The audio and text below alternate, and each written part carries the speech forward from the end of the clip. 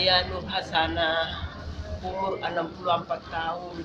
Saya sudah lama sekali menderita penyakit sesak napas, sudah berobat kemana-mana, ke rumah sakit, ke orang pintar. Udah cukuplah saya berusaha dan sampai saya putus asa rasanya waktu merasakan sakit sesak napas itu.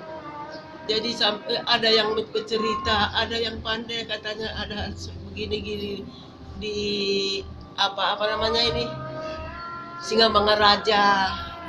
Jadi saya cobalah ke situ. Kebetulan orangnya pun baik-baik, mau menolong. Saya sampai meneteskan air mata sampai senangnya saya diobati orang itu.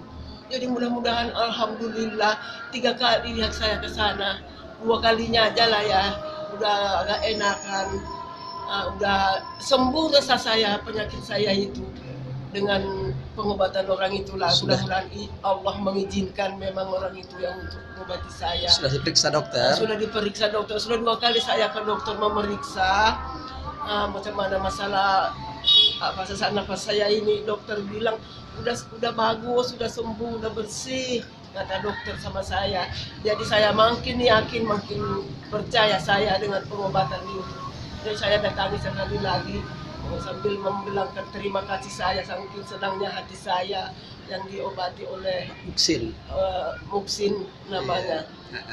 Itulah cerita saya masalah banyak penyakit saya memang, tapi yang paling saya keluhkan sesak napas inilah. Terakhir semua penyakit yang lain pun sembuh.